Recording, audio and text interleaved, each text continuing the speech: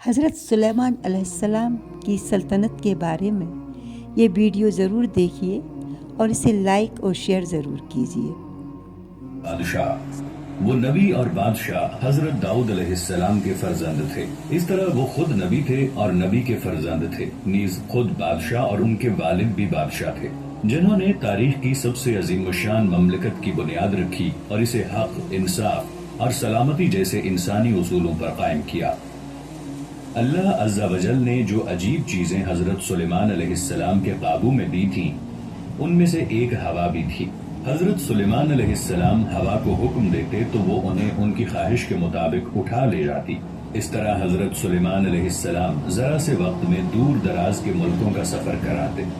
اسی طرح جنوں اور شیطانوں کو بھی ان کے قابو میں کر دیا تھا، جن میں سے بعض معمار تھے جو وہ ساری چیزیں تعمیر کرتے جن کا انہیں حکم دیا جاتا، بعض غوطہ خور تھے جو سمندروں کی تہوں میں اتر کر خزانے نکال لاتے تھے۔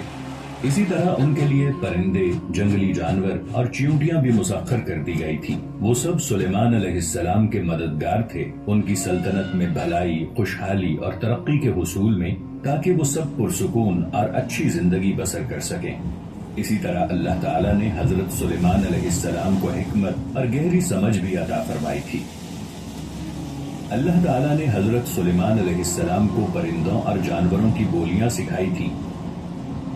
چنانچہ ایک مرتبہ جب حضرت سلیمان علیہ السلام اپنے لشکروں کے ساتھ بابرکاب تھے اور چیونٹیوں کی وادی کے قریب پہنچے تو ایک چیونٹی نے انہیں دور سے دیکھ لیا اور باقی چیونٹیوں کو آواز دے کر خبردار کیا اور انہیں اپنے بلوں میں داخل ہو جانے کا حکم دیا، تاکہ بے خبری میں حضرت سلیمان علیہ السلام اور ان کے لشکر ان چیونٹیوں کو روند نہ دیں۔ حضرت سلیمان علیہ السلام نے جب چیونٹیوں کی بات سنی اور سمجھ لی تو وہ مسکرا اٹھے۔ جس طرح اللہ تعالیٰ نے حضرت سلیمان علیہ السلام کے لیے ہر چیز، خواہ وہ انسان ہوں، جن ہوں، پرندے ہوں یا ہوا ہو، مسخر کر دی تھی، اسی طرح حضرت سلیمان علیہ السلام نے اس پوری بادشاہت کو روئے زمین کی آبادکاری اور انسانوں کی ہدایت کے لیے مسخر کر رکھا تھا۔ حضرت سلیمان علیہ السلام حق کے معاملات میں مضبوط اور طاقتور بادشاہ اور ایسے نبی تھے جو زمین پر اللہ تعالیٰ کی مرضی کو پورا کرنے میں اور انسانوں کے زمین پر بہتر خلافت میں لگے رہتے تھے۔ حضرت سلیمان علیہ السلام کی سلطنت اور مملکت بہت وسیع تھی، چنانچہ وہ زمین کے راستوں پر ایک جگہ سے دوسری جگہ آتے جاتے، اپنے عظیم مقاصد کو پورا کرنے، اللہ تعالیٰ کی بندگی کی بنیاد پر انسانیت کے اتحاد کے لیے اور اختلاف، فساد، بگاڑ اور کشمکش کو ختم کرنے کی خاطر۔ نیز انہوں نے اپنے حکمرانی اور بادشاہت اور حکمت و نبوت کے ذریعے انہیں عطا کردہ ساری نعمتوں کو بہترین صورت اور بلند ترین مقصد کے ساتھ حق کی اشاعت اور مخلوق کی نفع رسانی میں لگا دیا۔ چنانچہ وہ اپنے ہدہد کو ایک پیغام کے ساتھ ملکہ سبا کے پاس روانہ کرتے ہیں، اسے یعنی ملکہ سبا کو اللہ تعالیٰ کی بندگی کی دعوت دینے کی خاطر۔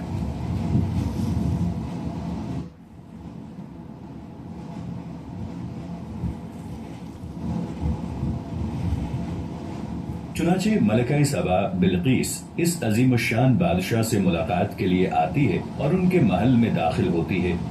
تو ان کے پاس جو چیز تھی اسے دیکھ کر دنگ رہ جاتی ہے۔ اس کا اپنا عرش جسے وہ مملکت میں چھوڑ آئی تھی وہ دیکھتی ہے کہ گویا وہی حضرت سلیمان علیہ السلام کے پاس موجود ہے، اور حضرت سلیمان علیہ السلام جب اس سے اللہ تعالیٰ کے بارے میں گفتگو کرتے ہیں اور یہ کہ وہی معبود برحق ہے، تو بلقیس حضرت سلیمان علیہ السلام کے ساتھ اللہ رب العالمین کی اطاعت میں داخل ہو جاتی ہے اور اللہ تعالیٰ کا بے پایاں شکر ادا فرمایا ان نعمتوں پر جن کے بارے میں حضرت سلیمان علیہ السلام جانتے تھے کہ انہیں انسانیت کی خدمت، روئے زمین کی آبادکاری، امن و سلامتی کے حصول اور اللہ رب العزت کی فرما برداری کی خاطر کیسے استعمال کیا جانا چاہیے۔